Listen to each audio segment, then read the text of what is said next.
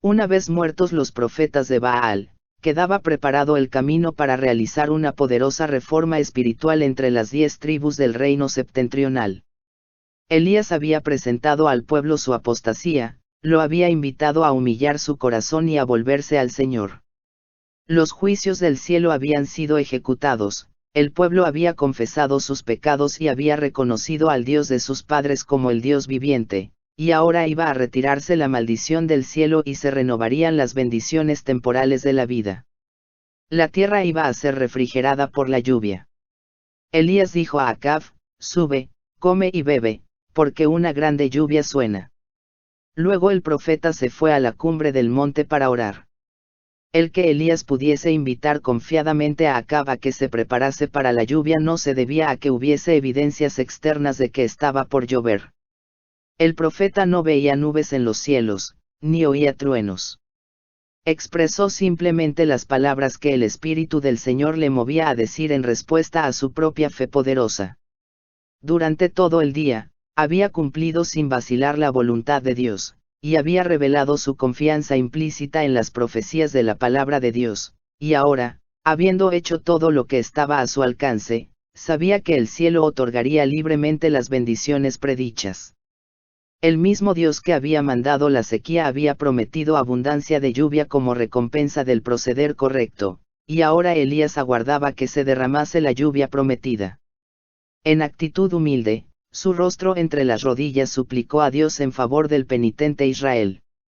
Vez tras vez, Elías mandó a su siervo a un lugar que dominaba el Mediterráneo, para saber si había alguna señal visible de que Dios había oído su oración. Cada vez volvió el siervo con la contestación: no hay nada. El profeta no se impacientó ni perdió la fe, sino que continuó intercediendo con fervor. 6 veces el siervo volvió diciendo que no había señal de lluvia en los cielos que parecían de bronce. Sin desanimarse, Elías le envió nuevamente, y esta vez el siervo regresó con la noticia: yo veo una pequeña nube como la palma de la mano de un hombre, que sube de la mar. Esto bastaba. Elías no aguardó que los cielos se ennegreciesen. En esa pequeña nube, vio por fe una lluvia abundante y de acuerdo a esa fe obró. Mandó a su siervo que fuese prestamente a Acab con el mensaje: unce y desciende, porque la lluvia no te ataje. Por el hecho de que Elías era hombre de mucha fe, Dios pudo usarle en esta grave crisis de la historia de Israel. Mientras oraba, su fe se aferraba a las promesas del cielo, y perseveró en su oración hasta que sus peticiones fueron contestadas. No aguardó hasta tener la plena evidencia de que Dios le había oído, sino que estaba dispuesto a aventurarlo todo al notar la menor señal del favor divino. Y sin embargo, lo que él pudo hacer bajo la dirección de Dios, todos pueden hacerlo en su esfera de actividad mientras sirven a Dios, porque acerca de ese profeta de las montañas de Galaad está escrito: Elías era hombre sujeto a semejantes pasiones que nosotros, y rogó con oración que no lloviese, y no llovió sobre la tierra en 3 años y 6 meses. Santiago 5, verso 17. Una fe tal es lo que se necesita en el mundo hoy, una fe que se aferre a las promesas de la palabra de Dios, y se niegue a renunciar a ellas antes que el cielo oiga. Una fe tal nos relaciona estrechamente con el cielo, y nos imparte fuerza para luchar con las potestades de las tinieblas.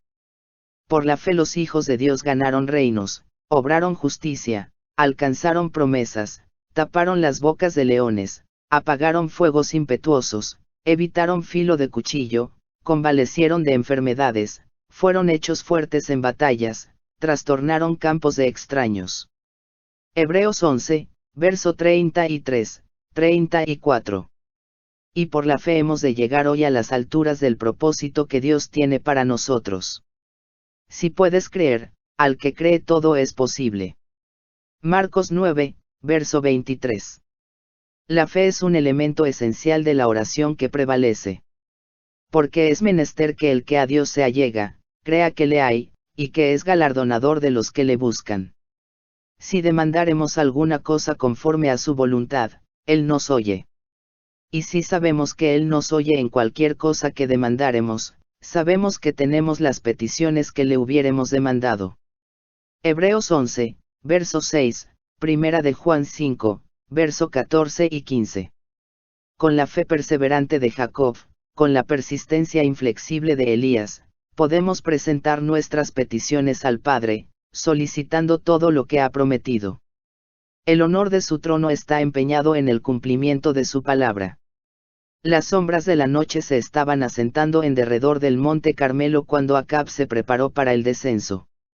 Y aconteció, estando en esto, que los cielos se oscurecieron con nubes y viento, y hubo una gran lluvia.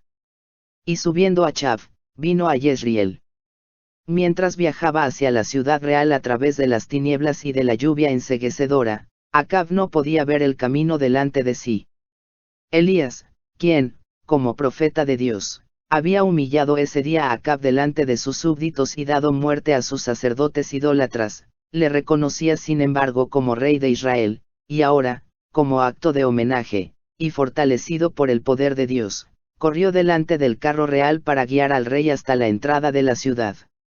En este acto misericordioso del mensajero de Dios hacia un rey impío, hay una lección para todos los que aseveran ser siervos de Dios, pero que se estiman muy encumbrados.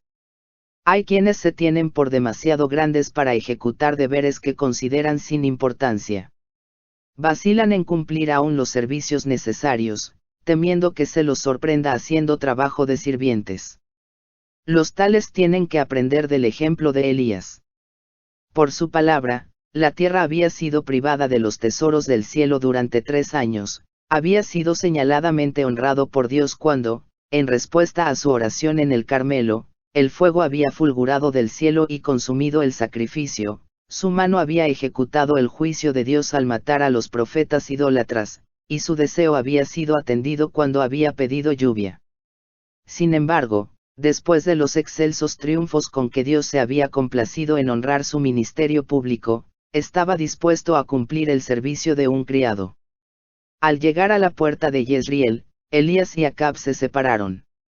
El profeta, prefiriendo permanecer fuera de la muralla, se envolvió en su manto y se acostó a dormir en el suelo. El rey, pasando adelante, llegó pronto al abrigo de su palacio, y allí relató a su esposa los maravillosos sucesos acontecidos ese día, así como la admirable revelación del poder divino que había probado a Israel que Jehová era el Dios verdadero, y Elías su mensajero escogido. Cuando Acab contó a la reina cómo habían muerto los profetas idólatras, Jezabel, endurecida e impenitente, se enfureció. Se negó a reconocer en los acontecimientos del Carmelo la predominante providencia de Dios y, empeñada en su desafío, declaró audazmente que Elías debía morir. Esa noche un mensajero despertó al cansado profeta, y le transmitió las palabras de Jezabel: así me hagan los dioses, y así me añadan, si mañana a estas horas yo no haya puesto tu persona como la de uno de ellos. Parecería que, después de haber manifestado valor tan indómito y de haber triunfado tan completamente sobre el rey, los sacerdotes y el pueblo, Elías ya no podría ceder al desaliento ni verse acobardado por la timidez. Pero el que había sido bendecido con tantas evidencias del cuidado amante de Dios, no estaba exento de las debilidades humanas, y en esa hora sombría le abandonaron su fe y su valor. Se despertó aturdido. Caía lluvia del cielo, y por todos lados había tinieblas. Olvidándose de que 3 años antes, Dios había dirigido sus pasos hacia un lugar de refugio donde no le alcanzaron ni el odio de Jezabel ni la búsqueda de Acab, el profeta huyó para salvarse la vida. Llegando a Beerseba, dejó allí su criado. Y él se fue por el desierto un día de camino. Elías no debiera haber huido del puesto que le indicaba el deber. Debiera haber hecho frente a la amenaza de Jezabel suplicando la protección de aquel que le había ordenado vindicar el honor de Jehová. Debiera haber dicho al mensajero que el Dios en quien confiaba le protegería del odio de la reina. Solo habían transcurrido algunas horas desde que había presenciado una maravillosa manifestación del poder divino, y esto debiera haberle dado la seguridad de que no sería abandonado. Si hubiese permanecido donde estaba, si hubiese hecho de Dios su refugio y fortaleza y quedado firme por la verdad, habría sido protegido de todo daño. El Señor le habría dado otra señalada victoria enviando sus castigos contra Jezabel, y la impresión que esto hubiera hecho en el rey y el pueblo habría realizado una gran reforma. Elías había esperado mucho del milagro cumplido en el Carmelo. Había esperado que, después de esa manifestación del poder de Dios, Jezabel ya no influiría en el espíritu de Acab y que se produciría prestamente una reforma en todo Israel. Durante todo el día pasado en las alturas del Carmelo había trabajado sin alimentarse. Sin embargo, cuando guió el carro de Acab hasta la puerta de Jezreel, su valor era grande, a pesar del esfuerzo físico que había representado su labor. Pero una reacción como la que con frecuencia sigue a los momentos de mucha fe y de glorioso éxito oprimía a Elías. Temía que la reforma iniciada en el Carmelo no durase, y la depresión se apoderó de él. Había sido exaltado a la cumbre de Pisga, ahora se hallaba en el valle. Mientras estaba bajo la inspiración del Todopoderoso, había soportado la prueba más severa de su fe, pero en el momento de desaliento, mientras repercutía en sus oídos la amenaza de Jezabel y Satanás prevalecía aparentemente en las maquinaciones de esa mujer impía, perdió su confianza en Dios. Había sido exaltado en forma desmedida, y la reacción fue tremenda. Olvidándose de Dios, Elías huyó hasta hallarse solo en un desierto deprimente. Completamente agotado, se sentó a descansar bajo un enebro. Sentado allí, rogó que se le dejase morir. Dijo: «Baste ya, oh Jehová, quita mi alma, que no soy yo mejor que mis padres». Fugitivo, alejado de las moradas de los hombres, con el ánimo abrumado por una amarga desilusión, deseaba no volver a ver rostro humano alguno. Por fin, completamente agotado, se durmió. A todos nos tocan a veces momentos de intensa desilusión y profundo desaliento, días en que nos embarga la tristeza y es difícil creer que Dios sigue siendo el bondadoso benefactor de sus hijos terrenales, días en que las dificultades acosan al alma, en que la muerte parece preferible a la vida. Entonces es cuando muchos pierden su confianza en Dios y caen en la esclavitud de la duda y la servidumbre de la incredulidad. Si en tales momentos pudiésemos discernir con percepción espiritual el significado de las providencias de Dios, veríamos ángeles que procuran salvarnos de nosotros mismos y luchan para asentar nuestros pies en un fundamento más firme que las colinas eternas, y nuestro ser se compenetraría de una nueva fe y una nueva vida. En el día de su aflicción y tinieblas, el fiel Job declaró: «Perezca el día en que yo nací. Oh, si pesasen al justo mi queja y mi tormento. Y se alzasen igualmente en balanza. ¿Quién me diera que viniese mi petición? Y que Dios me otorgase lo que espero. Y que pluguiera a Dios quebrantarme. Que soltara su mano, y me deshiciera. Y sería aún mi consuelo. Por tanto yo no reprimiré mi boca. Hablaré en la angustia de mi espíritu. Y quejaréme con la amargura de mi alma. Mi alma quiso la muerte más que mis huesos. Aburríme, no he de vivir yo para siempre. Déjame, pues que mis días son vanidad». Job 3, verso 3, 6, verso 2, verso 8 al 10, 7, verso 11, 15, 16. Pero aunque Job estaba cansado de la vida, no se le dejó morir. Le fueron recordadas las posibilidades futuras, y se le dirigió un mensaje de esperanza. Serás fuerte y no temerás. Y olvidarás tu trabajo. O te acordarás de él como de aguas que pasaron. Y en mitad de la siesta se levantará bonanza. Resplandecerás, y serás como la mañana. Y confiarás, que habrá esperanza. Y te acostarás, y no habrá quien te espante. Y muchos te rogarán. Mas los ojos de los malos se consumirán. Y no tendrán refugio. Y su esperanza será agonía del alma. Job 11, verso 15 y 20. Desde las profundidades del desaliento, Job se elevó a las alturas de la confianza implícita en la misericordia y el poder salvador de Dios. Declaró triunfantemente: «He aquí, aunque me matare, en él esperaré. Y él mismo me será salud. Yo sé que mi Redentor vive. Y al fin se levantará sobre el polvo. Y después de deshecha está mi piel. Aún he de ver en mi carne a Dios. al cual yo tengo deber por mí. Y mis ojos lo verán, y no otro. Job 13, verso 15 y 16, 19, verso 25 al 27. Respondió Jehová a Job desde un torbellino. Job 38, verso 1, y reveló a su siervo la grandeza de su poder. Cuando Job alcanzó a vislumbrar a su Creador, se aborreció a sí mismo y se arrepintió en el polvo y la ceniza. Entonces el Señor pudo bendecirle abundantemente y hacer de modo que los últimos años de su vida fuesen los mejores.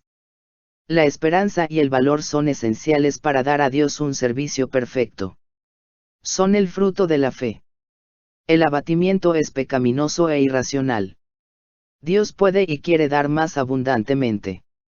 Hebreos 6, verso 17, a sus siervos la fuerza que necesitan para las pruebas. Los planes de los enemigos de su obra pueden parecer bien trazados y firmemente asentados, pero Dios puede anular los más enérgicos de ellos. Y lo hace como y cuando quiere, a saber cuando ve que la fe de sus siervos ha sido suficientemente probada. Para los desalentados hay un remedio seguro en la fe, la oración y el trabajo. La fe y la actividad impartirán una seguridad y una satisfacción que aumentarán de día en día. ¿Estáis tentados a ceder a presentimientos ansiosos o al abatimiento absoluto? En los días más sombríos, cuando en apariencia hay más peligro, no temáis. Tened fe en Dios. Él conoce vuestra necesidad. Tiene toda potestad. Su compasión y amor infinito son incansables. No temáis que deje de cumplir su promesa. Él es la verdad eterna. Nunca cambiará el pacto que hizo con los que le aman. Y otorgará a sus fieles siervos la medida de eficiencia que su necesidad exige. El apóstol Pablo atestiguó, me ha dicho, bástate mi gracia, porque mi potencia en la flaqueza se perfecciona. Por lo cual me gozo en las flaquezas, en afrentas, en necesidades, en persecuciones, en angustias por Cristo, porque cuando soy flaco, entonces soy poderoso. Segunda de Corintios 12, verso 9 y 10. Desamparó Dios a Elías en su hora de prueba. Oh, no. Amaba a su siervo, tanto cuando Elías se sentía abandonado de Dios y de los hombres como cuando, en respuesta a su oración, el fuego descendió del cielo e iluminó la cumbre de la montaña. Mientras Elías dormía, le despertaron un toque suave y una voz agradable. Se sobresaltó y, temiendo que el enemigo le hubiese descubierto, se dispuso a huir. Pero el rostro compasivo que se inclinaba sobre él no era el de un enemigo, sino de un amigo. Dios había mandado a un ángel del cielo para que alimentase a su siervo. Levántate, come, dijo el ángel. Entonces él miró, y he aquí a su cabecera una torta cocida sobre las ascuas, y un vaso de agua. Después que Elías hubo comido el refrigerio preparado para él, se volvió a dormir. Por segunda vez, vino el ángel. Tocando al hombre agotado, dijo con compasiva ternura, levántate, come, porque gran camino te resta. Levantóse pues, y comió y bebió, y con la fuerza que le dio ese alimento pudo viajar 40 días y 40 noches, hasta el monte de Dios, Horeb, donde halló refugio en una cueva.